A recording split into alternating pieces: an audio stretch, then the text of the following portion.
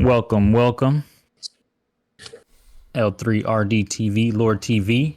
How are we doing today? As you can see, today's show's gonna be a little different. We got some guests. What do you know? There's other folks here. Would you look at that? So, we got the fine folks from Ignorant Takes Podcast, family members only, brother and cuzzo. I'll let them introduce themselves, but that's Ignorant Takes Podcast, co-host here, live in effect. Beautiful before young youth. Go ahead, Brian. You go first.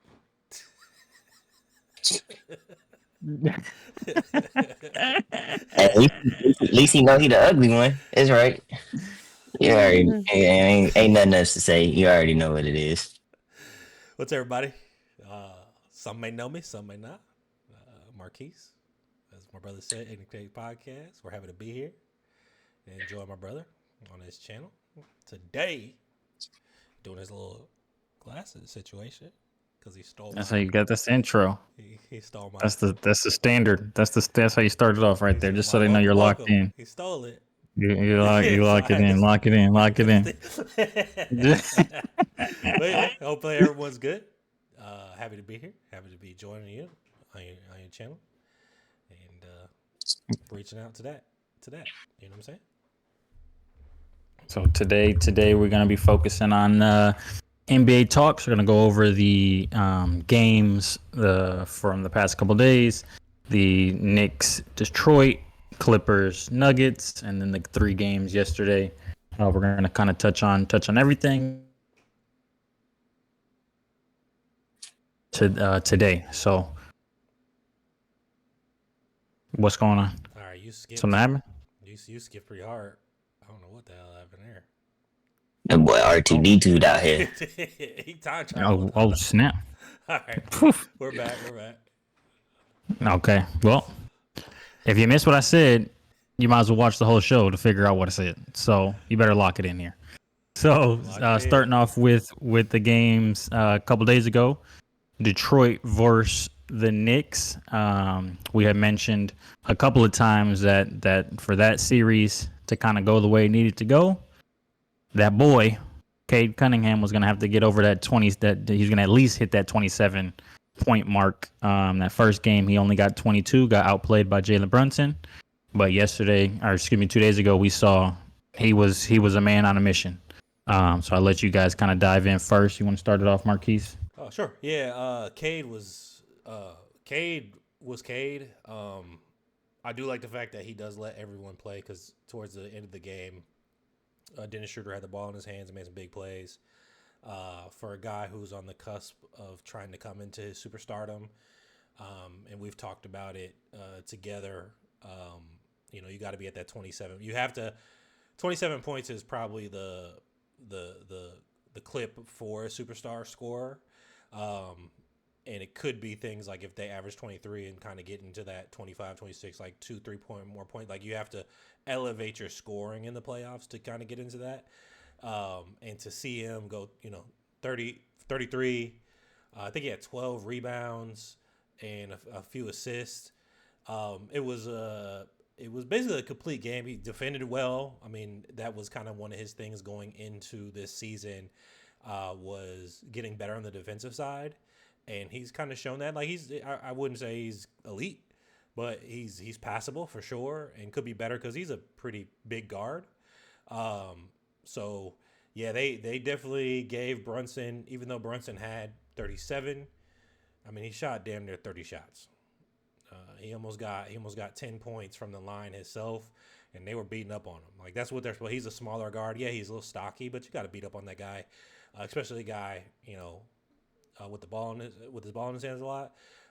The thing I want to call out is the fact that I don't think Cat got a touch in the fourth quarter. They made a trade for him, and you have to utilize him. And I do feel, even though I have my reservations for Cat, being a Timberwolves fan and knowing years of what Cat was and how he's Dr. Jekyll, Mr. Hyde a lot of times in the playoffs, and it's per possession. It's not really like game by game. It's like per possession with him. He's a talent. Either way it goes. Even when he's in that chaotic, realm, you got to get that guy a ball. He has the matchup advantage. He shouldn't have 0 touches in the fourth quarter. So that's kind of my take. Even though I think we all have Detroit winning this series, and they should have won game 1, minus a 21-0 run in the fourth quarter. They win game 1. They were basically leading the Knicks this whole game too. So just like they were doing in game 1, and except this time they didn't have that collapse in the fourth, and they came out with a dub. So I'm gonna go ahead and give it to Bron here and finish that. I already said it. Cade took that next step this year, and I said it. For them to win this series, if he's minimum 25, 7, and even at about that 5 assist mark or more, this game's over. Like, they controlled the game, both games. Like you said, they had a collapsed game 1 in the fourth quarter. Oh, we'd be talking about a 2-0 lead going into Detroit. Like, they're hooping. They're outplaying the Knicks, and it's showing. Cade is just doing him. Tobias is hooping, underrated. He's now a pressure. He's hooping like what people think he's supposed to be doing. Malik is hooping. Hardaway Jr. is hooping. Like, they're just playing great ball, but it all starts. I said if Cade averages at least minimum 25, 7, and like 5 or anything above that, it's going to be hard to beat them, because when he does average that throughout the year, they have won games. So, like I said, this is about to get ugly. They coming back. They game 3, game 4. Detroit gets this. Yeah, it might be 5. Yeah, there's gonna definitely be some questions asked if they get the gentleman. I think even if it goes game 7 and New York loses, there's gonna be some questions asked. And to piggyback off of both you said, they are getting outplayed. New York is just getting outplayed, and not only that, Thibodeau is getting outcoached. Like, Bickerstaff is out coaching Thibodeau right now, and you would kind of be surprised to hear that, even though we all know that Bickerstaff, we've all said on multiple podcasts, Bickerstaff is a great coach. You would think like Thibodeau, with his experience and being that defensive-minded coach, like, yeah, all of us probably have our reservations with him as far as his minutes, kind of the way he runs his players into the ground, but his defensive schemes has always pretty much been top notch since his days as the Chicago Bulls coach. So for him to just be getting outplayed the way he is, and to, piggyback off what you said, Marquise, there's no way Mikal Bridges can have more shots than Karl Anthony Towns. Like, that can't happen. Karl Anthony Towns is supposed to be your second option. Mikal Bridges has 7 more shots. Cat doesn't touch the ball pretty much at all in the fourth quarter. Like, that can't happen. And I kind of go 2 ways with this. Yes, the point guard obviously has the ball, needs to get the ball down to him. But Cat needs to punch somebody in the chest, push somebody on the bench. He got to do something. Like, look, get me the fucking ball. Like, he wasn't sassy enough. That's what happened. He wasn't sassy enough. He was trying to be chill.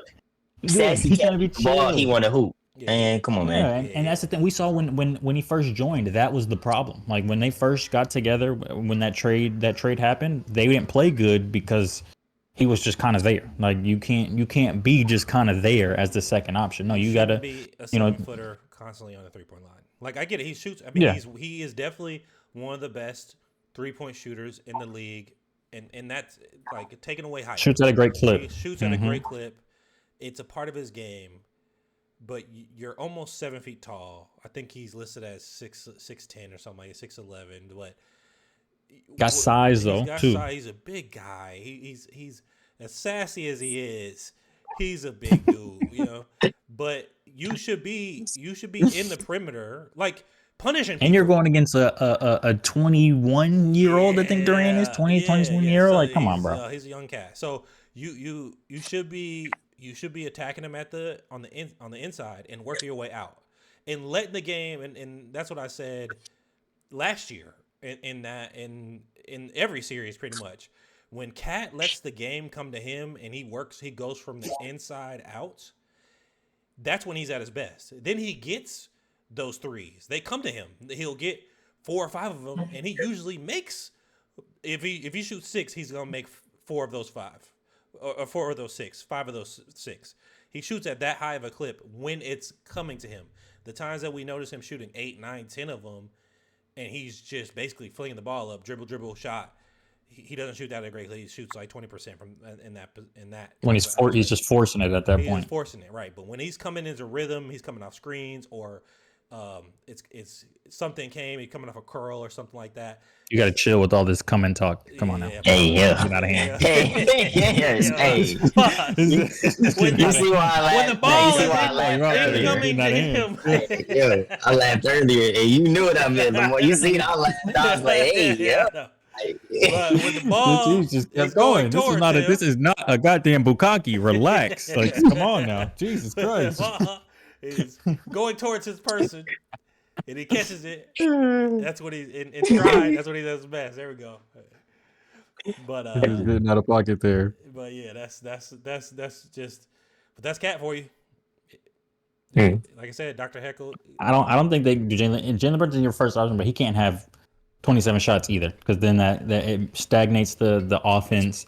When the ball now does come to them and they are getting a shoot, typically they're catching a grenade, and not every player is comfortable in that kind of grenade style, like just to catch it 2-3 seconds left on shot clock and putting it up. So you got I know he has 7 assists. Okay, cool, but most of those were probably dumps or grenades. Like him just like, okay, I can't get the shot, I'm trying to bang and throwing it. And then I know Tibbs had mentioned at the end of the game, like, oh, Jalen wasn't getting the calls, and he mentioned Cade Cunningham in that scenario. Mm-hmm.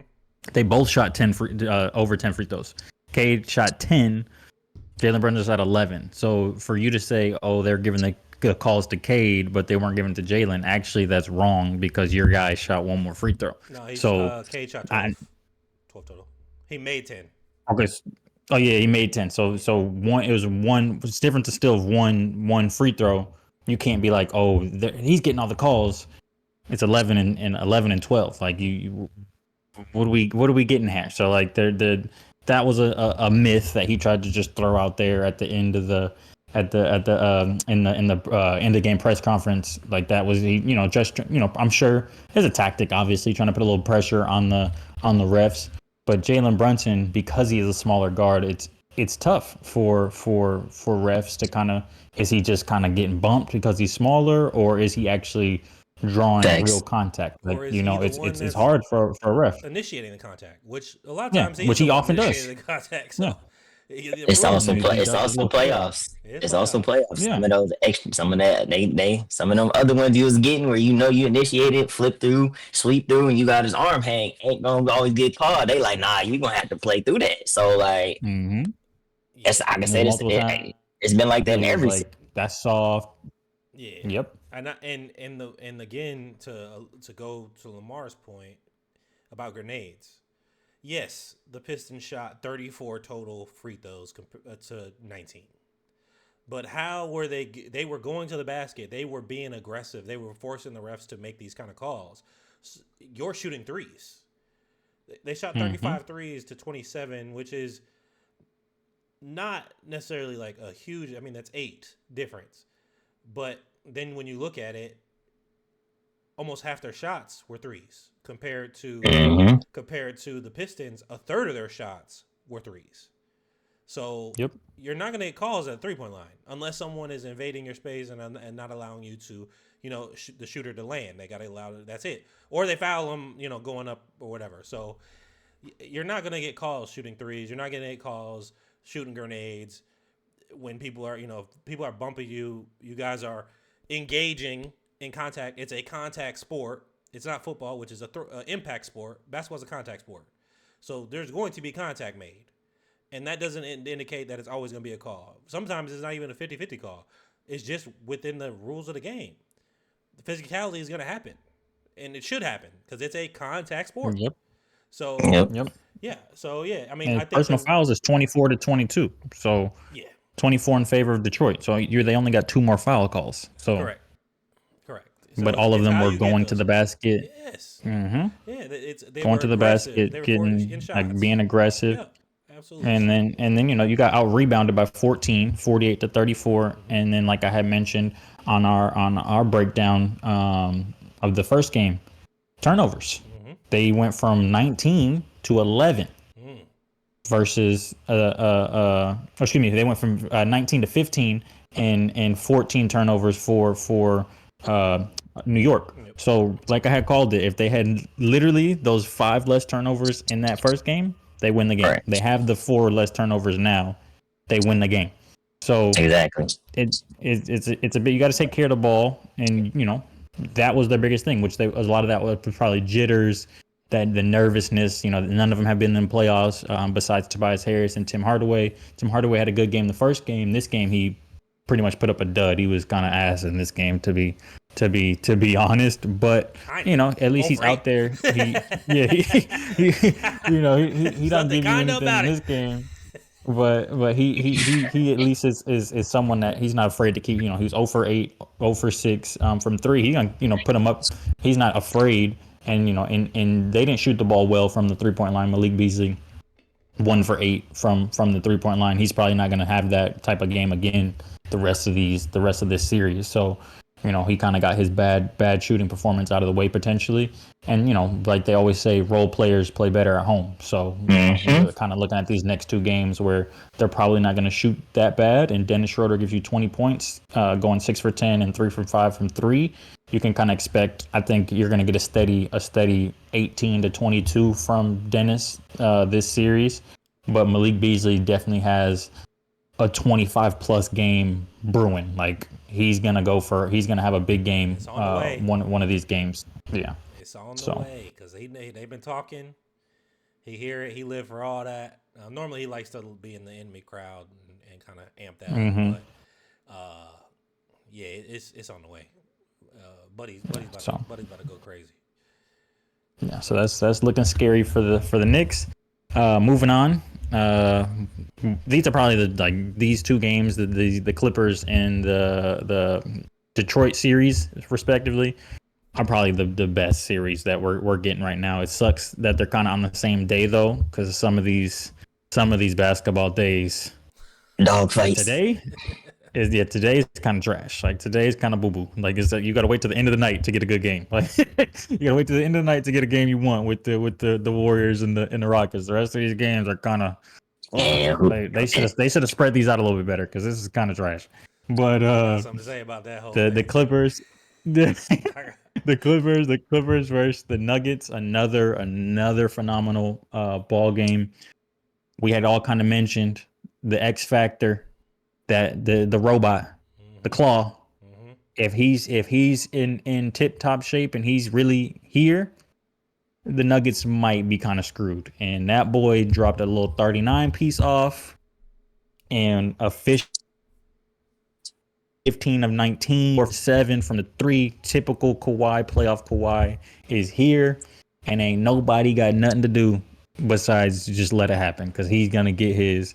James Harden definitely had a drop off performance. He went from 32 to now 18. But Marquise, you had kind of mentioned this. He had a lot more shots last game. He had 22 shots, I think, last time, or maybe a little bit over that. In this game, he has 17. So that actually kind of benefited them, because Kawhi probably picked up some of those extra shots. Zubac probably got an extra couple of those shots. So that was definitely a good call out on that. But my main thing, like I had mentioned last time, turnovers. You go from 20 to 11. That's major. You won the game right there, not turning the ball over.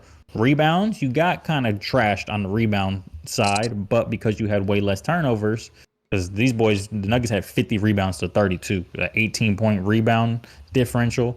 You typically lose that game, but because you took care of the ball so well, it worked out in your favor. What you got to say about this game, Jabron? Dog fights. This is literally gonna be who gets they rhythm going, and they run at the right time, because what you've seen is like run here, they make it, then it's like, okay, who's making that next punch? Because when you feel like, okay, Denver is about to like try to run off, here come James and Kawhi, they done made a run. Clippers try to run off, here comes the Nuggets punch. I think it's literally gonna be like whoever can control the pace and control the turnover battles, what I've been noticing, wins this game. Like, that's literally what it is. Pace and turnovers. Whoever controls that right then has been winning this. And then the 3-point line battle, like who can shoot a better percentage. After that, you control them 3. That's really in most series. But in this series, that's what it is. Yeah. So I mean, we had mentioned it before. Kawhi had 7 turnovers in that first game. He had 1, and I said that's never going to happen. That is not a Kawhi Leonard.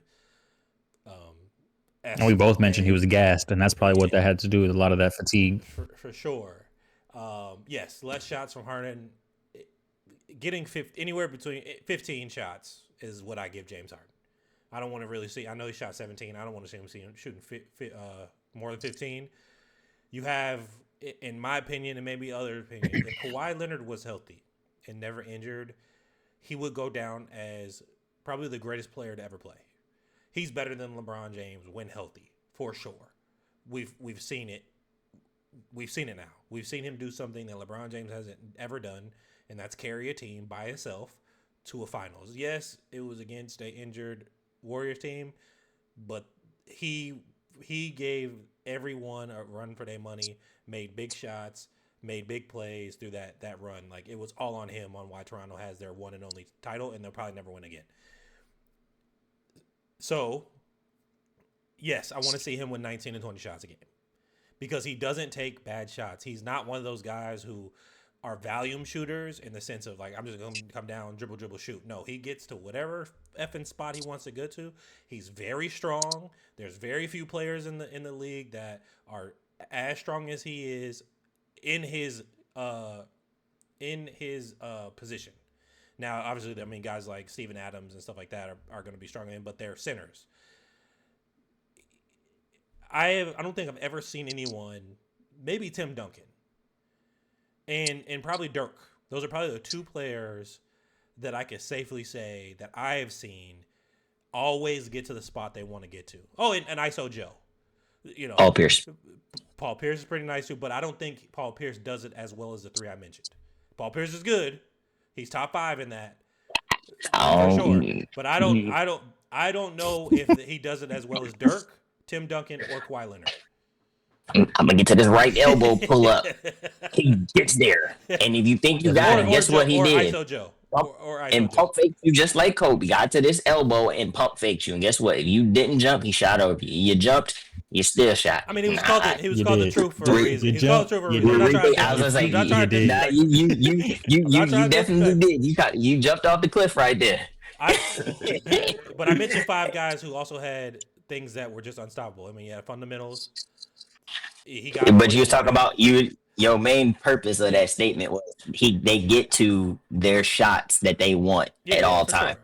Paul Pierce never got sped up to the point where he did not get to what he wanted, which was that pull up, mid range elbow pull up. He got and he played at his own pace. He definitely got his, but so, like I said, I feel that they did it better. But again, I just mentioned 5 guys that are top 5 all time in that situation. Yeah. And I'm not saying again, it's all debatable, and we could look at it and go piece by piece if we wanted to, but I just feel that they were better. And I didn't watch a lot of Boston, though. Like, man, maybe that's my fault. I didn't watch enough Boston when I was growing up because I hate the premier teams in the NBA. I don't like the Lakers. I don't like the Celtics because they have all the damn titles. But yeah, I mean, also, one thing I noticed, too, is, I mean, it's only been 2 games, but the team that won the second quarter wins the game. Game 1, Nuggets won the second quarter. And basically the difference in the second quarter was the difference in the game. Like, Nuggets were up by 6, and then they lost the second quarter by 9, so that's a 3-point game right there. It was 105-102. We'll see going forward if that's it, but that's what it looks like. The team that so far, these 2 games, small sample size, but the team that has won the second quarter has won the game, and they actually win the fourth quarter too. So the even number quarters are usually won, but the second quarter is a big. I mean, because it was a 1-point difference in the fourth quarter. I think it was like a basket. Yep, it was 2 point. It was 3 points actually in the first game. So the second quarter seems to be very pivotal going into halftime on how dictating the game, because we are also noticing that they're keeping the leads. Like, there's runs, like Jabron said, it's a big whoever's getting on that run. And I feel the team that's ending the halves in the right space is definitely winning these games. So I mean, your total of 5 points in 2 games, that's the point differential. and it's actually really one because if you consider like overall, it's literally a 1 point difference in between the two games in the entire series. So this is definitely Dogfight. this is the series to watch. It's one of those four that we mentioned previously. Highly contested teams that counter each other, teams that are super well matched up. You have the best defensive rebounding team going against the best offensive rebounding team, size versus size, a good plethora of stars, both starting and on the bench. So yeah, that's the best series, and I look forward to this more of that. Yeah, and both teams in this game, 4 out of the 5 starters in double digits. Mm-hmm. So, like Jabron had mentioned, those kind of 3 key stats: 3 points, turnovers, and rebounds are kind of the 3 biggest stats for this series, because that's where it's going to be won or lost, definitely, because it's very rare that you're getting both teams with 4 out of 5 starters in double digits. And the Nuggets probably don't lose many games where you're getting a 26 triple double out of Jokic, 23 points out of Jamal, 15 from Michael Porter, and 14 from Westbrook, and 14 from Gordon. They probably, like, if there's a stat with that those kind of 4 players having 14 or more, this is probably the first game they've ever lost this season with that spread, that scoring It's spread. it's very rare, but normally, yeah. And this is the one. Yeah, they're Those ones probably you want to winning every game record, like that. Like if you have a child that's inspiring to try to make it to any college level and get on a scholarship or potentially go to the league, that series so far has been the one that you should be recording and using it as footage, because you can literally break down for each of those players and show the different things that they're doing, because they're playing really good basketball, outside of my little bit of criticism I have for James Harden. But even still, he's one of the phenomenal playmakers this league has seen. You can literally isolate each of these 8 players, sometimes even 9, 10 players, and have teachable things for your kid. Or whether you at any level, whether they're middle school and up or college guys, that's how great of a series is. It's just great basketball. Us basketball guys, like, this is a wet dream. Pause. This man heads all over the place. this man heads all over the place. Why? 69 God over there. Oh my God. Oh, you call me a fan? Damn. He's a fan. But that kind of wraps up those 2 games from 2 days ago. Getting into the games yesterday, Bucks Pacers started off the day barely, because there's 30-minute difference between that and the Grizzlies Thunder game. I'm actually gonna flip it. We're gonna get the Grizzlies Thunder game out of the way. We're just gonna get it out of the way. And We're just gonna get it out of the way. I've been saying it since that. 3 words. Belt the ass. Yeah, we're getting this one out the way. These boys are just too much for the Grizzlies.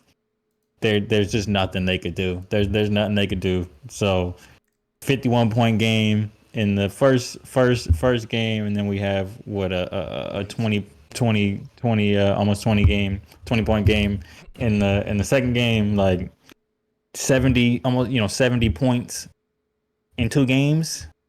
70-point differential in 2 games is unheard of. That's crazy.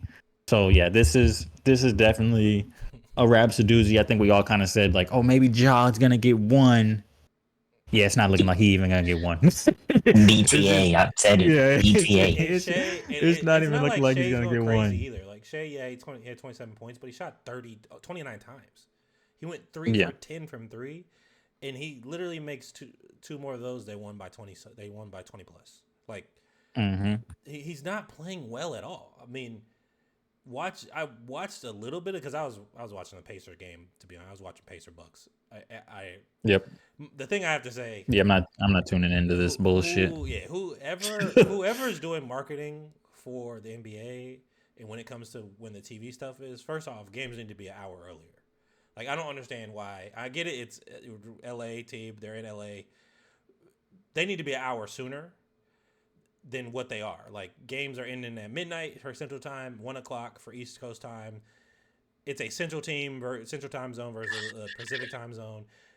No one in their right mind after a 50-point loss would have 51 point. Let's be respectful here. 51-point game would have put the Thunder and Grizzlies over the Pacers and the Bucks, especially with Dame coming back and how big of a rival it is. It does not make sense to me. Mm-hmm. That should have been on TNT. The Bucks, Pacers should have been on TNT.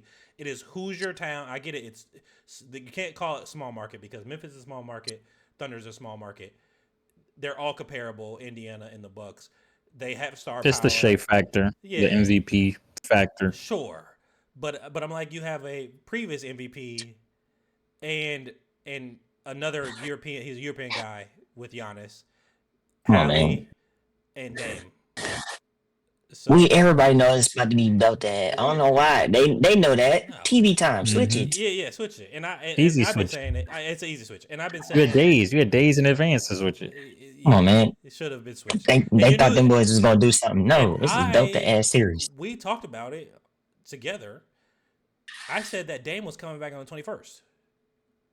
Like, I don't have no insider. If I knew that Dame was coming back on the 21st, they should have known Dame was coming back on the 21st. Especially after seeing Dame and Hallie talking shit to each other during the first game. Like, that's made for TV. That's one of those made for TV series. Chuck and those guys should be talking because it was on TNT. So Chuck and those guys should be talking about the rivalry between Indiana and the Bucks and what that series is. It was, but I've been saying it when it comes to this Thunder thing, get back on Thunder Grizzlies. It's going to be an average of 30 points. Easy. The Thunder is going to beat the Grizzlies by 30 points or more on average for the rest of the series. It's going to be a 4-0 sweep. Let's move on, if you mind.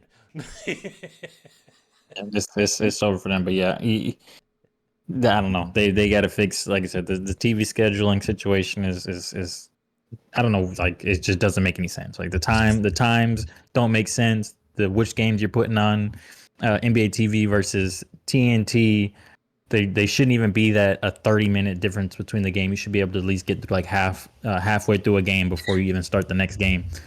That don't even make no sense there. If they don't understand it now, it's 2-0 and it's been 20 point or more. Yeah. Don't show them. Don't show them. Yeah, put them on the back. Put them on the back. Difference, basically. Yeah, it's actually 7-point difference. It's 35 point. It's right now in 2 games. It's a 35-point difference. Put them on the back burner.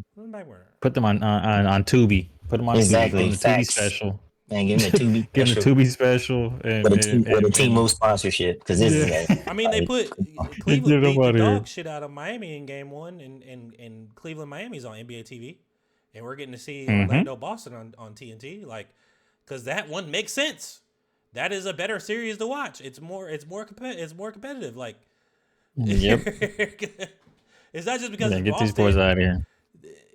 Because Miami and Cleveland together, that you have the number 1 seed, and it's Miami. That's going to be big market. Yeah, I get it's Boston, Orlando, but who do you think is more exciting to watch? As far as if you just said the names, the Heat, Cleveland, or Boston, Orlando. So yes, I mean, if you're saying names, I would say Boston, Orlando. They got more stars over there. They want to see what the champs are going to do. Exactly. That's all it is. The champs are going to be on TNT the whole time. TNT and ABC the whole time. Because they deserve to be on TNT. No one cares. I get it. It's Ja and Shea, and I'm not. I love seeing the Thunder. The Thunder is young guys. It don't matter. Belt that. Let's move on. Yeah. But like you said, this Bucks Pacers rivalry is fun to watch. I had talked about it. I had talked about it the other day when we spoke. Dame wasn't. He shouldn't have played. He shouldn't have played in this game. I get it. You want to get him some extra reps, but he wasn't ready. He wasn't ready. But at least you got it out of the way.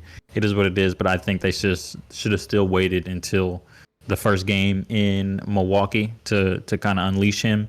But like I said, you got it out of the way. You gave them, some game reps. So maybe it works in their benefit for game 3. Maybe you kind of already knew that you were probably going to lose this game, so you were like, hey, let's just get him out there, so he can get some shots up, kind of catch the rhythm of the game and fill it out. With him being an amazing playoff player, you kind of want to let him get the feel for the game and like I said, catch the rhythm and seeing, okay, how am I going to attack this matchup? How am I going to attack this, whatever the case may be. So maybe it works in their favor moving forward. They kind of got this game out of the way, but this is more shit talking throughout the whole game. At the end of the game, this is fun to watch. We mentioned it last time.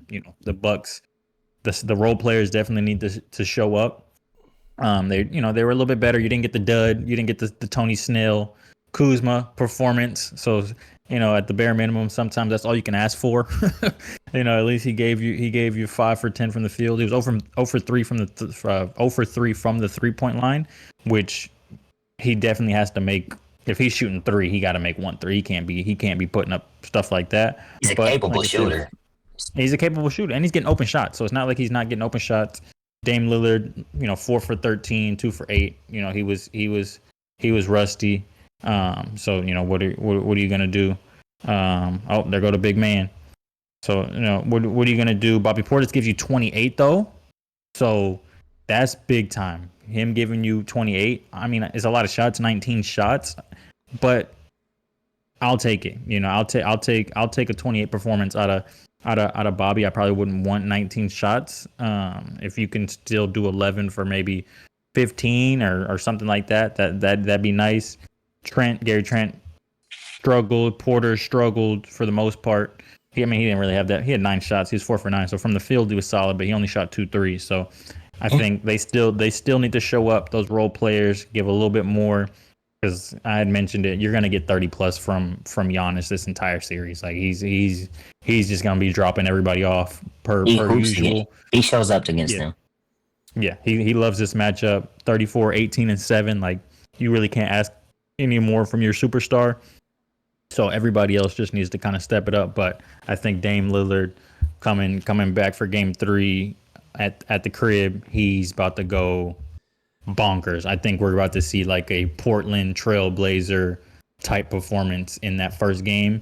And I think Marquise, you had mentioned it on our podcast. You got to hunt Tyrese. I don't think he hunted him enough. I think he needs to hunt. Like, okay, you want to talk that talk? Come get this matchup. Come get this work. And make him play defense, because a lot of times he kept switching and trying to get the big.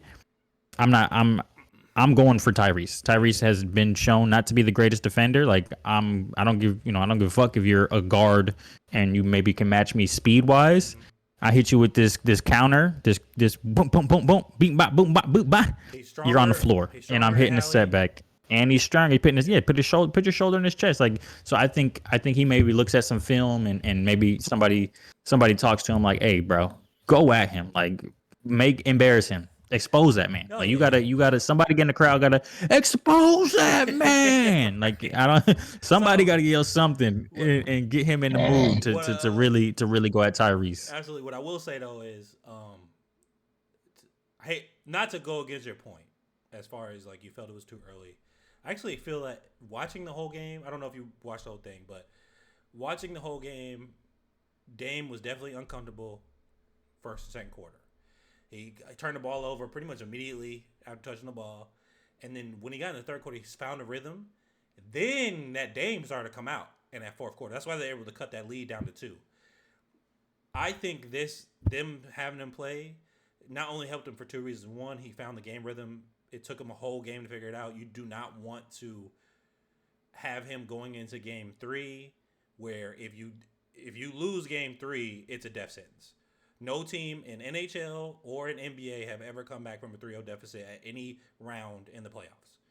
So you definitely don't want him to have his fill-out game in game 3 at home where it is win or go home essentially, right?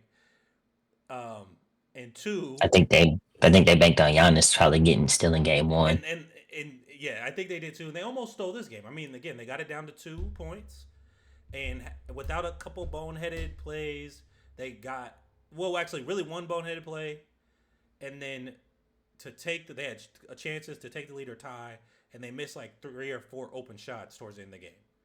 So if they make those shots, who's to know that they actually lose by 8? Maybe they go to overtime and lose. Maybe they win the game by a couple points. who knows, right? But yeah, exactly, the ball. And so I feel that it gave them an advantage. He got to see what they were doing. Nembhard is guarding them at 90 feet. I understand Nembhard is a good defender, but he's too damn small. He's too damn small too. He's quick with his feet, got great hands, but he can't do nothing with Dame. There's very few people in the NBA right now that's a guard that could do anything with Dame Lillard, a healthy Dame Lillard, and we're gonna see that. So I agree. Somebody's gonna get punished because Giannis said it. He said, I know what I need to do. I already know what's up. Like, I gave 34. I already know what's up. Had 7 assists, 18 rebounds, damn near a triple-double. Giannis is going to have 4 assists, 40 points, and Dame is going to have a 30-piece. I'm calling it right here. You heard it first. Dame is going for 30, and most of that is going to go at Nembhard for sure. And when Nembhard is tired, when he's tired of him, he's going to be like, Hadley, come get this work. And we're calling switches. You ain't going nowhere. You about to get all this work. And he going to get them boys a 30 piece. It's going to be 70 points between him and Giannis. You heard it here first. If I'm wrong, but I ain't going to be wrong. Tell him, NJ. Say you capping right now. He don't know what he doing. Nah, I told y'all. Hey, if them boys get up 0-2, it's gonna be a problem. That boy Hallie understand it now, and he talking his talk. But the thing is, Nembhard is who I told y'all. That's gonna be that X factor for them. If he hoops, they hard to beat because Nembhard can score and he get hot. He don't back down. He gonna keep going. So. And they're playing good. Like I said, Siakam always plays good. He plays great. But like when Hallie's doing this, Nembhard just hooping, they're hard. Like I said, the whole starting 5 had double digits. Yep. And they hustle. And you got what? 15. Exactly. And I think what they got Mathurin off the bench had 14. So like they hoop. They did what they were supposed to. 17 minutes too. In 17 exactly. minutes. 14 to 17. So exactly. So and a lot of that, half of that was he went 5 for 5 in free throw line. Like he shot 4 for 10, but like still 14 minutes in 17 minutes, you got 14 points on him. That's still good for only playing 17 minutes. Like he gave me 14. I'll take that. Like you can't complain. So I think that's what it is. Milwaukee's role players gonna show up. So like KPJ and Brook gonna have to show up in Milwaukee. Kyle has to have a decent game. No matter, we can still see Dame and Giannis go for 80 and they still lose. Because, like, somebody's got to show up. Like, they got 28 from Bobby and they still lost. But, like, come on now. Like, Kuzma's going to have to get 18. If he don't get shot 40, they both made 44 shots. And there was only a 2 3-pointers made on in favor of Indiana, 14 to 16. Yeah. So, and the crazy part is KPJ only played 15 minutes and he was 4 for 9. Just saying, like 4 for 9 and he played 15 minutes. Like, come on, he can score. If Kuzma's out here in the bed, why not leave him out there, bro? You need the scoring. And Gary Trent needs to make 2 of his 3 threes. Yeah, but he was out there for 30 minutes and took 4 points. 4 shots. You could have switched that. I guarantee you gave him extra 15 minutes to KPJ. KPJ probably has a 20 piece. Yeah. Because you want to say, we're putting Trent out there for defense, but they got 123 points. They got as I'm saying, they got 123 points. So your reason's not justified. No. Your reason's not justified. Second ball handler. He literally can handle the ball, go score. You're taking now. You put the pressure off them. Dame can go run off actions. That's the whole point of it. You look at it the easy way. You can move Dame off the ball, which now if you run him some actions, you can run an action. You can run some off-screen action and some actual stuff with him and Giannis off ball and let KPJ go. Yep, and he can go get it. I feel Dame is dangerous in super dangerous in 2 spots. One, being able to bring the ball up, and being able to set the tone of what the offense does in the sense of like what type of shot he's going to get, and off the ball. He's the only person that's more dangerous than Dame Lillard off the ball or without the ball in his hands is Steph Curry. The most dangerous man in the planet off the ball. Off the ball.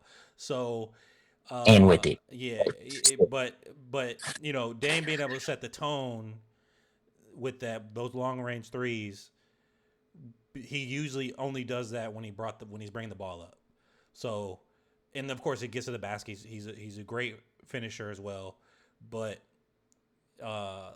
having him play off the ball with a guy who is a threat, a big guy like KPJ, is a valid ask. Like that makes for great offense. And You're down 2-0. yeah, You might as well try it. absolutely. You have Gotta nothing try to stuff. lose.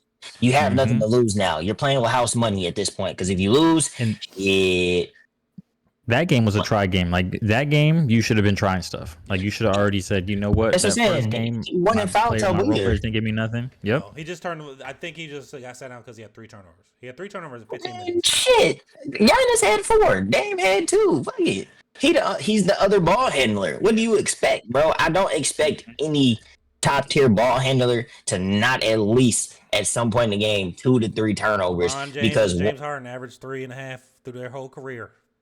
3.5, 4. So you gonna have to try to make a play and something happen. If stuff's not going that way, hey, I gotta go get a bucket somehow. And if I turn it over, cool. But like, I mean, you got let me rock, bro. I played 15 minutes, 4 for 9, bro. And you had a dude play 30 minutes, 1 for 4, and all he did was really try to play defense and spot up. If I'm a spot up, then like, cool. But like, Dame's not Damon right now, so like, move Dame off ball for a little bit. Get him some easy looks, bro. Run a couple horn sets. There's other stuff they could have did. He could have got better looks off the ball too. And you have somebody that is being efficient with the ball right now. Yep. Come on, bro. And we know KPJ can get crazy hot. So See, that's my point, and I said it. He's their X factor. Y'all, I think he's that's the J.R. Smith of this era. Nah. Who do you think is the J.R. Smith of this era?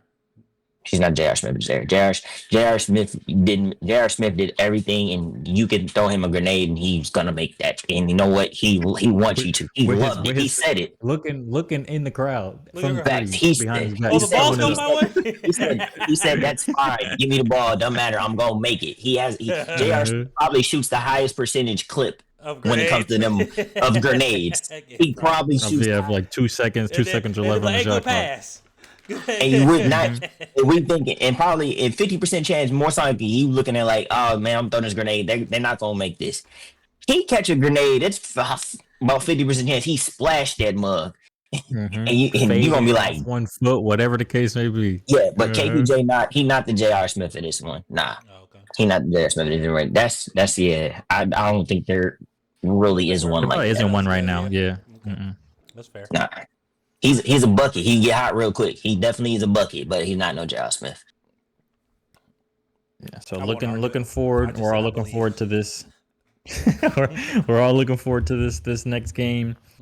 It's obviously a must win. Anytime you're 2-0 down, it's a must win. So, we can all expect. I think Jabron touched on. You can hope and pray that your role players come up, because you already know you're going to get some big time points out of your 2 stars. But if your role players aren't giving you nothing, it's gonna be for naught. So the role players got to show up for Milwaukee, because the role players on the other side of the court are giving Indiana something. So you're playing a non-superstar team, so they play and win games as a team. As a team, yep. So it's the ball is in your court, Milwaukee. You better come to play. Giannis, you better smack a nigga or 2, tell him to make a shot, because it's not looking pretty for you. If it come down to it, man, Giannis better 1-4 flat. Like Gilbert said, give me the ball 1-4 flat, bump it. Go do so, because the only thing with Giannis is his points are 2-pointers. So like, if a team even shoots even a slightly below average 3, you can kind of get outplayed there. So that's the only downfall I would say with Giannis's game is 2-pointers. For sure. 3-pointers are more deflating. They hurt the confidence of the defense more. I don't think anybody cares on Indiana if Giannis is getting 30 something. I think they care if KPJ is going 20 points If Kuzma's giving you 20 points, it was probably more deflating that Bobby Portis gave you almost 30. But if Giannis is getting his 35, 40, if Dame Expected. Lillard's getting his 35, 40, they're like, it is what it is. But when the other guys give them 15 plus, they're like, God, what do we like? We got to do something. That's when the defense starts losing confidence. So they gotta step it up on that end. But moving on, moving on, y'all, to the Los Angeles Lucas. The Los Angeles Lucas. Lucas, we're here. And we ain't going nowhere. The Los Angeles Lucas. I'm going to just say this, and then I'm going to let y'all go. And then I'm going to counter everything and all things. Okay. Los Angeles Lucas. I told these boys that they done burned their best shooting performance of the series in game 1. And it's all over. Because you done screwed yourself. You done screwed yourself, Minnesota. You're not going to shoot as well as you did in game 1 ever again. And I'm sorry to break it to you. Because now you got to deal with away Luka. And that's not who you want to deal with. It's an away Luka. Go ahead and start talking something. I dare one of y'all fans to say something to that boy. 40 piece. 45, 35, 75, 80. 45, 35, 75, 80. It's coming. It's coming. Be wary. Be wary now. What you got to say? Be wary now.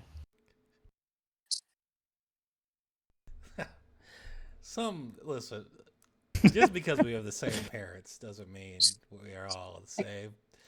And something happened at birth with that one. I don't know. I don't know. We don't know. No one knows. Okay, maybe he was switched it. No, okay, we're too much alike in as far as looks. So never mind. I will say this. Yeah, you called that was going to be their best performance, but I'll say my counter to that is this is going to be their worst shooting performance. And the fact that this is their worst shooting performance, both teams didn't actually shoot well really at all. I mean, you had from 3, they 20% versus 20.7%. You won by 9, and they lost every quarter. From quarter 2 to 3, 2 to 4. They lost that by a total of 70 to 60. So 10-point game just with that alone if you wipe away the first quarter. Minnesota cannot start slow the way they did, but they started slow. And I'm not one to blame the refs. But there's no reason that some of those calls should have been made.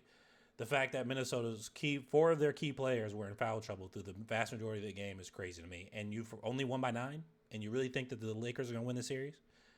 That was Timberwolves' worst game that's going to be. I'm saying here, that's going to be their worst shooting performance for this whole series, and then you won by 9.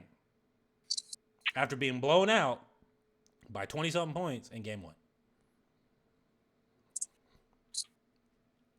I do not like seeing refs who try to even up the foul calls at the end of the game. 24 to 2.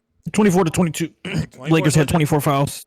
Minnesota had 22. Right, but that's my call out. It's a myth. It's a myth. Don't believe the hype. It's a myth.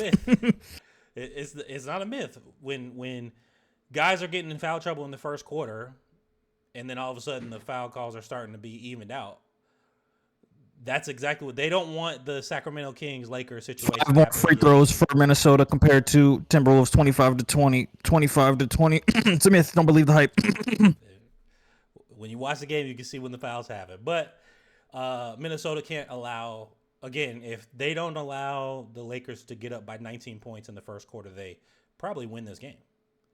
Like I said, it was from 70 to 60 score in quarters 2 through 4.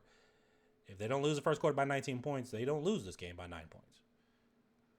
So they can't allow the Luka Lakers or Luka whatever the fuck you call them to go up by 19 points in the first quarter. You can't be down damn near 20 points in the first quarter because you're literally playing from behind all game. It doesn't help, especially when you have one of the greatest players of all time in LeBron James, who had a better game than the first game for sure. I don't know if Father Time's finally catching up to him because he hasn't looked really great. He had his moments, And then of course, you got Luka, who's the second greatest playoff scorer of all time behind Michael Jordan. He's gonna get his 30. I mentioned that in our episode, the episode leading up to this, as far as leading up to the playoffs and after game one. Luka's gonna get his 30-something points. You're gonna live with it. It's what everyone else happens to everyone else. He had 9 assists this time, but still lost a relatively close game after being blown out in the first quarter. So we'll see what the rest of the series looks like when it gets to Minnesota. When the rest of the role players are definitely going to play better. We just can't get into foul trouble early. If we want to win this series, we can't allow the first quarter blowouts, basically, of that magnitude, and you can't get into foul trouble early. So because that does limit to how physical you can be, the physicality of the game that you can present against the Lakers, because they don't want to be touched. They don't want to be molested out there. And that's what happens because they all soft. They Charmin soft. Hey, yo. And to see two baskets, 4 points to be given away because a follow through, someone laid the ball up and their hand followed through and smacked LeBron James Charmin soft in the face, and he collapses. He's on the ground. Oh, you touched me. Shut up, bitch ass nigga. So tired of seeing it. How are you that big always on the ground? It took a brick for Debo to hit the ground on Friday. His big ass shouldn't be getting touched.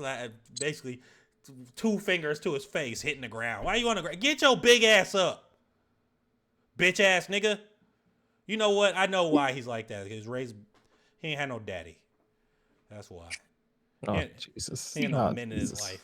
No uncles, Oh, no nothing. Jesus. Soft ass nigga. Get your big ass. Raised by his granny Crazy.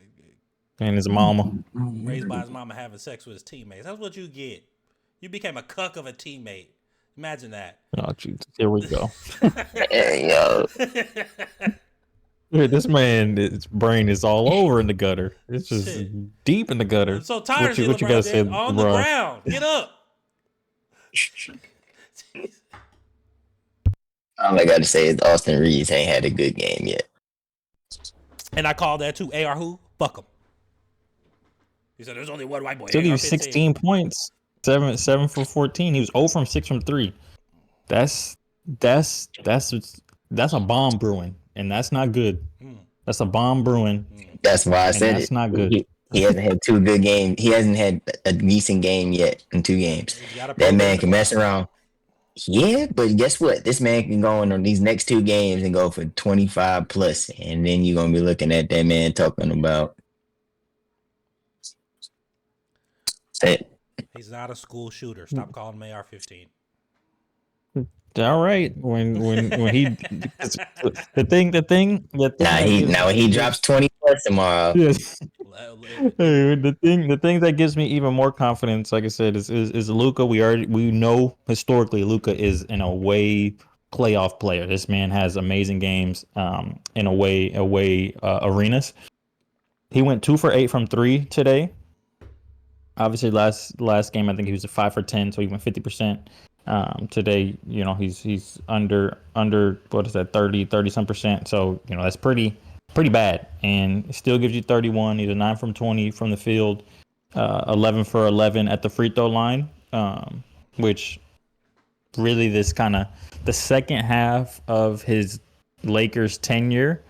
I don't know what has happened, but he's been amazing at the free throw. Like, I don't know what happened. He figured something out at the line, but his percentage has kind of skyrocketed in the second half of his Lakers tenure. So I'm love seeing that he's knocking down those free throws now, because that's kind of been one of my biggest gripes with him. Obviously, the defensive side, even though I think he was solid defensively today.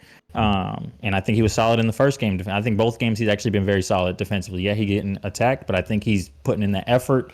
And like I had mentioned, if they beat you, let them beat you.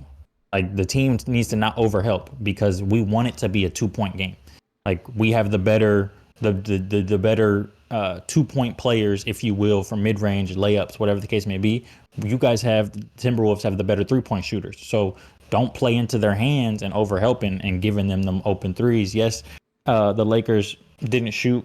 Both teams didn't shoot well from three today, but I think a lot of that had to do with a lot of that was grenades. I think what really killed the Timberwolves today was the assists were down. Only 14 assists for your entire team. Like that's not good.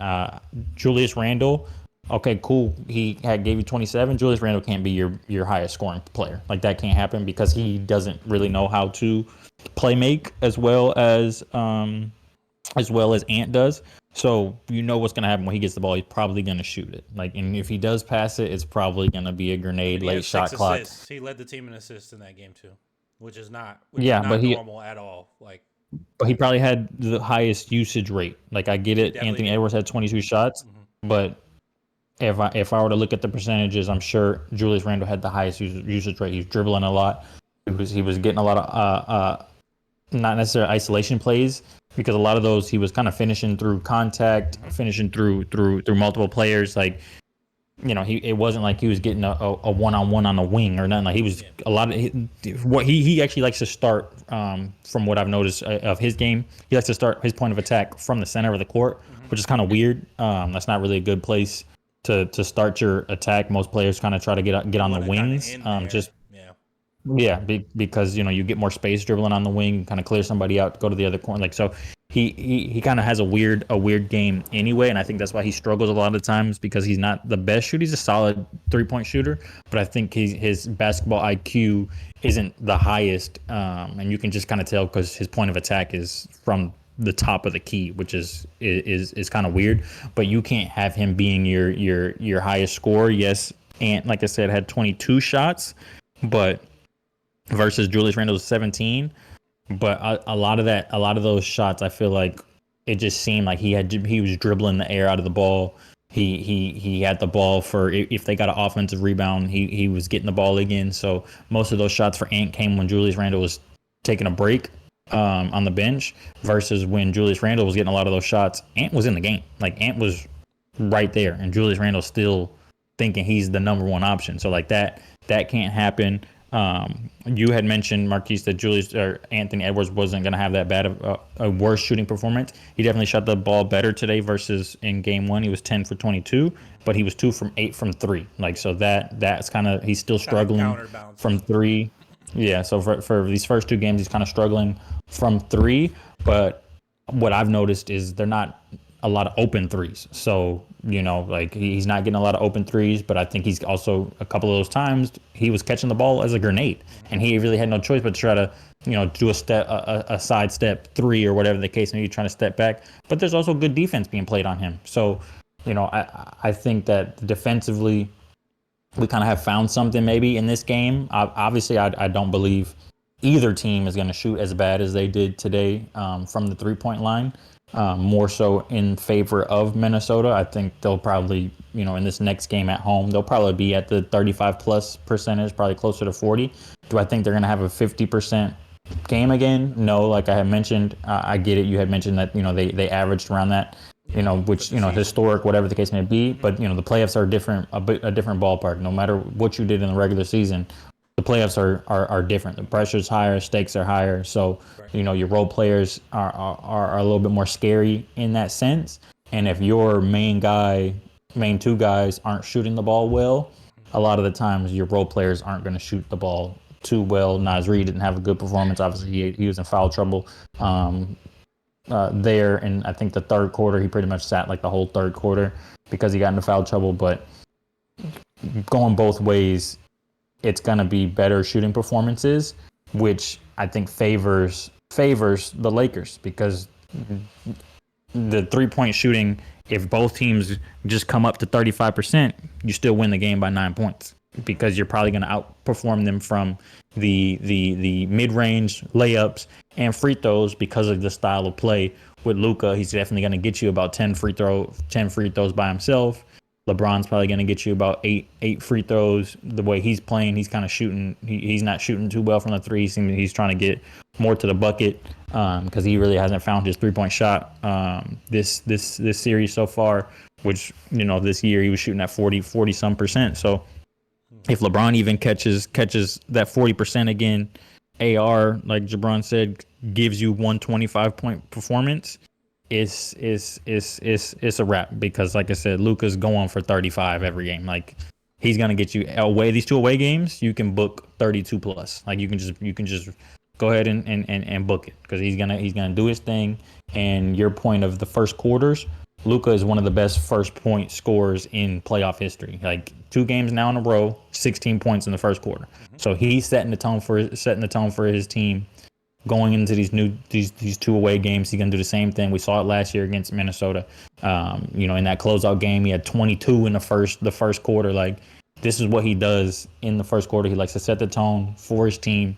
Away, he gets a little bit more juice, gets a little bit more rejuvenated. So I think it's gonna be a problem in these next 2 games. And obviously, every game is kind of a must win, but I feel this game here is a must win for Minnesota, because if they go 2-1 down, I think it's wraps. Yeah, they're gonna have to match. I mean, I agree with Luka getting, as far as being the best, one of the best or the best we've ever seen when it comes to first quarter scoring.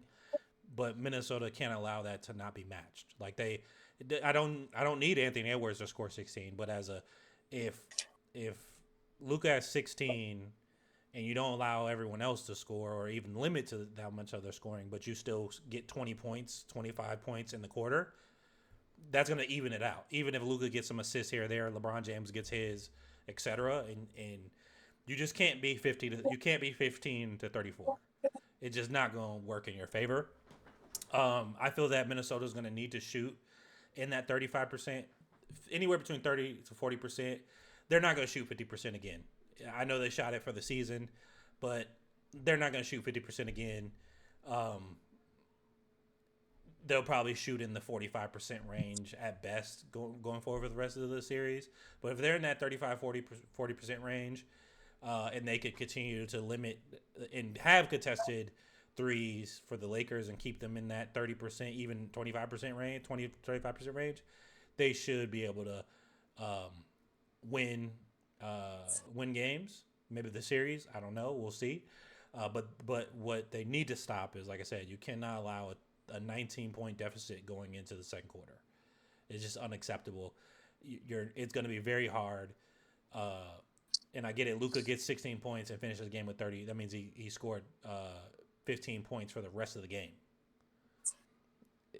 If you can limit a little bit of that, great. Or if you can match his energy with the scoring as a team compared to him, what he's doing by himself, will help alleviate the pressure of having to perform so well for the rest of the game. Because that's what they did. They did outperform the Lakers for the rest of the game. They even did it in game one. Game one, Lakers started out really strong, but because they kind of matched it pretty well, and it was a 21-28 first quarter. Even though Luka had 16 points, like, that's all you need is if you're within a 10 point. Well, it's not 7 points there, but if you're anything less than 10 points in the first quarter, they've been dominating the Lakers from quarter 2 through 4. They've been, even though some of the quarters, yes, they've lost on the total points wise.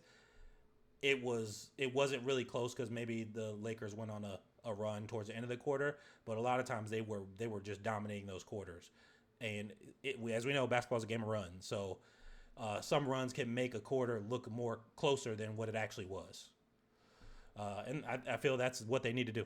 Just match the energy like they did in game one. Keep it within 10. Luka's gonna get his. He scored 16 in the first quarter and had 21 points over the rest of the 3 quarters. So some people average 21 points a game. He did it in 3 quarters after having a hot start. Like, Allen Iverson starts with 16 points a quarter. That motherfucker going for 80. Like, I just feel that way. And Luka can go for 80. I mean, he's that talented. So we'll see how the rest of the series goes, but they definitely got to keep that energy for the first quarter. Or match the energy for the first quarter. Any final thoughts from you, Jabron, or we want to move on? And I just said it. Reeves hasn't had a good game yet. That's it. It's looking spooky. And then kind of close out those games, and then today's games. So we already got Magic, Celtic, and Heat Cavaliers underway. Looking at the scores right now, Celtics are winning 43-35 with 4 minutes in the second quarter. Jason Tatum obviously is missing to today's game due to injury, which I think is just more of a precautionary for his wrist. So they believe that they have enough. I think we all believe that they have enough even without JT being in the game. So this is probably going to be a dub for the Celtics. And I had mentioned, I really want the Magic to try to at least get 2 games. This is the game to win those steal. 2 home games. Yeah, this would be the game to steal right now. Because you got their best players out. You got to do what you got to do. Yeah, this the game to steal. That's how I feel about it. I ain't really got too much on this one. Like, it's the game to steal because JT hurt. Yeah, and Pablo right now is not playing really well. So if he gets out of this, what looks like a slump ish Man, right stop thinking Pablo from backyard. saying Pablo. Backyard story is Paulo. Pablo. I don't know why I say Pablo. It's just I just see it. So you thinking of Pablo Sanchez from, of course, from the greatest backyard player of all time. The greatest animated character ever. PB5. It's P5, not PB5, fool. It's P5. God dang, fool. His initials are P and B. He goes by P5. I don't give a fuck what he goes by. He go by what I call him. We got Pablo Banchero. You got Isaiah Thomas. Okay. Next thing Isaiah Thomas has been resurrected from his 80s from the 80s is now. Isaiah Thomas got taller. All of a sudden. Hey man, and blacker. Yeah, and blacker. Blame both my parents, man. Okay, I get it for both sides. I'll be fucking up people's names. My dad to this day, he'll be knowing somebody 15 years, and he'll be like, "I need you to introduce yourself first, cause I can't remember this motherfucker's name." So like Hey man, say man. So it's looking Christmas over there. Yeah, Paulo needs to he's shooting all right, but he needs to step it up a little bit. They need to steal this game if they plan on having any factor in this series. This is 100% the game to steal. I think Cleveland is going to go ahead and blow out Miami, even though it's a close game. It's a 2-point game right now. I think Cleveland's going to sweep Miami, get them up out of there. Hey, I told you the other day, though, Miami just got 2 extra days of rest. I really think this is about to be a closer game than what people think. Miami might can steal this one.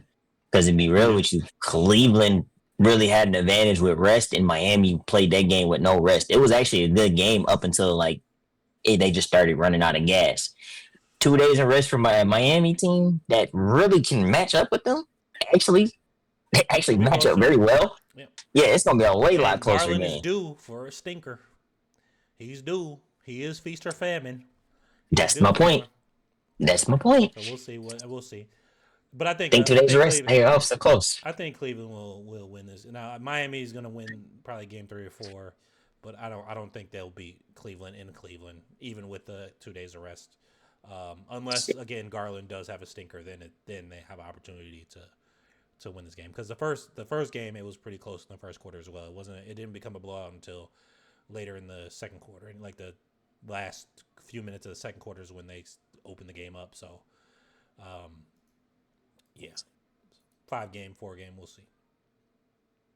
Yes, it's two series that are going to be over quickly, but I think the of the two, Magic have the most hope just because the star player is out. So you can't win this one.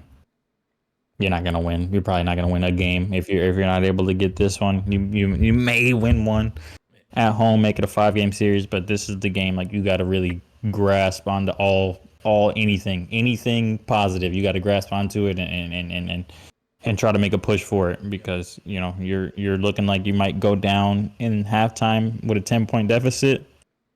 That's not good. You gotta get some stops. I know they struggle offensively, but they got to get some stops if they want to pull this one out because this is the game to win. Like Jabron said, this is the one you gotta take. And then Heat Cavaliers. Yeah, I think I'm kind of both way. I split my mentality on this one. Jabron makes a good point that extra rest might help the Heat. They like to play up and down, so them getting that extra rest may help them transitionally. But Cavaliers are probably going to be too much. You're looking at almost a tie game going into the second quarter. So Cavaliers might pull that through. So far, Garland is the highest scorer in that game. I mean, he only got 5 points, but he's the highest scorer in that game, 2 for 3 right now. So you never know. You never know. But the game of the night, Warriors Rockets. I had mentioned I thought the Rockets were going to win this series. After watching that first game, she's looking a little spooky. So I might have to renege on my This, ain't no ring, nigga. I ain't reneging on my Timberwolves. This is spade. Ain't no ring, nigga. Ain't no ring, nigga. You a ring, nigga. Ain't none of that. No. You scary in that first you joint. stand as much as you want to stand on 10 toes for Luka. You gonna stand on 10 toes for that Rockets statement. Hey, I don't got no horses in this race. I switch up. I switch up mid flip, heads, no tails. This man just tried to pull a wallow live. Nah, fool. I'll flip mid flip. I'll switch up. No, you stay with your 6, like you said. You said Rockets and 6. No, nigga. You stay with that. Stand on it. Nigga. Light socket. This is definitely a must win. Hot pockets. Warriors in 5, fool. And that isn't being graceful right now. Let me get my stuff off real quick because I'm about to get ready to leave and head to go watch this air whooping in person right now. So I've said it already. Rockets if they can't create turnovers, shoot at a high clip, it's done. Jalen Green, he's not a number 1. He's a number 2 option. He's streaky. When he's hot, he's hot. When he's cold. Fred VanVleet's the only one that really plays good against the Warriors throughout his career, but he's the only one that can really play in the half-court settings. Sengun is going to get whatever he wants. He's going to have 25, probably 9 to 10 boards a game. That's fine, because if the other people can't shoot, it's done. I like Ime. He did something that I was expecting him to do, but he had the wrong 2 people out with him. I like the lineup. He put out Amin, Tari Eason, Jabari Smith, Sengun, Adams. I actually like that. But the thing is, you put out one person that can shoot, really, and that's Jabari Smith. I'm helping off Amin. I'm helping off of Tari Eason. Steven Adams, you can still help off of. You just got to box out. So you did wrong. Now, that would have been like Jalen over there or like, Fred, you got to pay attention to that because now that's 2 shooters, him and Jabari. But they're gonna win the rebound game, cool. But they're still there. You got out hustled. The game y'all play is hustle, create turnovers. We beat y'all at that. Yep. And they control. You're not gonna win. They control. That's the point. They sped it up, and then they vetted them, and they were like, "Oh, we're gonna slow this down. We're gonna control the game. You limit your possessions." Pick and choose when to run. We're gonna pick and choose when to run, but we're gonna slow this down. We know y'all can't execute in the half court. Guess what we gonna do? We have one of the best offenses in the half court. Y'all can't stop us. Guess what we gonna do? Slow it down. Yep. And this is probably one of the better games where we limited turnovers throughout the whole game. There were some bonehead plays early on when they was getting the lead and going through and they were just doing dumb stuff. Get a stop to turn it back over. Then you get another stop right back after that. Then you turn it over again. Yep. Come on, bro. If there was those capitals, you stop some of those, bro, that's belt the ass. That was, mind you, blew a 21-point lead because they got lackadaisical. But really, they don't do that. That really was belt the ass. That should have been like a 20-point game, no matter what. So hopefully they come out today. This game is gonna be a dogfight, I feel like. But if it gets ugly quickly, shit. This might be swept. Because you're gonna be there. You're gonna be there close enough where they hear you. You're gonna talk shit to them, make sure they don't get off. Oh yes, I am about to leave right now and go and head to the stadium. I'm here talking all mess. I don't care win, lose, or draw. I've been there. I've been front row all games this season. I've been there. And I've been talking mess here all day. Y'all got lucky with that play in with that bull ass call they called to give y'all free throws to win the game by 1. for that damn play-in tournament. Otherwise, the rest of these games, y'all have stunk it up against us. I don't see it happening. And playoff Jimmy just showed y'all he is the realest thing since sliced bread. Fuck out of here, bro. I'm not paying attention to that. Here. He's arrived. Come on, man. I know you were the one that said Rockets because we both said Warriors. Just on GP of Steph and playoff Jimmy. If both of those guys are not going to have off nights. It's just not going to happen. They're too good. And Jimmy controls the game so well. So yeah, seeing it live, I didn't think it was going to be like that. But seeing it live in the first game and how they controlled the game just continued to change the pace. It was like watching Floyd Mayweather box. Like he changes the pace on you, and it changes between rounds. So that's what the Warriors did to the Rockets, and yeah, I see them definitely easily winning that series now. All right, we'll call it there. We'll get some reactions on Ignorant Takes podcast. I'm sure they'll do a reaction video today or tomorrow. So definitely be on the lookout for that. Once again, I appreciate Jabron and Marquise coming through from the Ignorant Takes podcast. Definitely go check out their channel. I'm be tagging it in the description and in the video itself, so you can just go ahead and click on and check them out. But I appreciate you guys coming through, showing some love to the kid. For sure. And like I said, light socket, Houston comment, hot pockets. Rockets suck. All right, cuz be safe. And we out, y'all. Yeah. Peace. Adios.